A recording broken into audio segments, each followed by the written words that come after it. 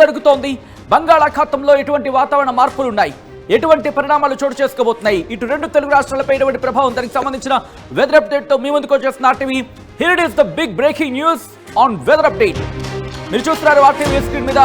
బంగాళాఖాతంలో మరో అల్పపీడనం ఏర్పడే అవకాశం ఉందంటూ కూడా వాతావరణ శాఖ అంచనా వేస్తోంది. తెలంగాణలోని 24 జిల్లాలకు ఎల్లో అలర్ట్ జారీ చేస్తుంది. ఆదిలాబాద్, మంచిర్యాల, భూపాలపల్లితో పాటు మహబూబాబాద్, ములుగు జిల్లాలో అతి భారీ వర్షాలు నమోదయ్యే అవకాశం ఉంది. కొన్ని ప్రాంతాల్లో 20 సెంటీమీటర్ల వరకు వర్షపాతం నమోదయ్యే అవకాశం ఉందంటూ తెలుస్తోంది. ఇక ఆంధ్రప్రదేశ్కి కూడా 3 రోజుల పాటు భారీ వర్ష సూచన జారీ చేసింది భారత వాతావరణ శాఖ. ఉత్తర కోస్తాలో కుండపోత వానలు కురవబోతోంది. మరి ముఖ్యంగా 11 జిల్లాలకు ఎల్లో అలర్ట్ జారీ చేసింది భారత వాతావరణ శాఖ. బంగాళాఖాతంలో మరో అల్పపీడనం ఏర్పడనుందా? ప్రస్తుతం దీనికి సంబంధించిన చర్చ జోరందుకుంటున్న క్రమంలో ఎటువంటి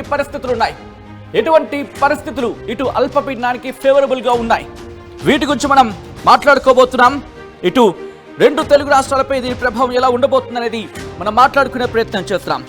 ఇప్పటికీ ఆవర్తన ప్రభావాలు ఉన్నాయి, అలాగే ద్రోణుల ప్రభావం ఉంది. వీటికి ఇప్పుడు అల్పపీడనం తోడు కాబోతోందా?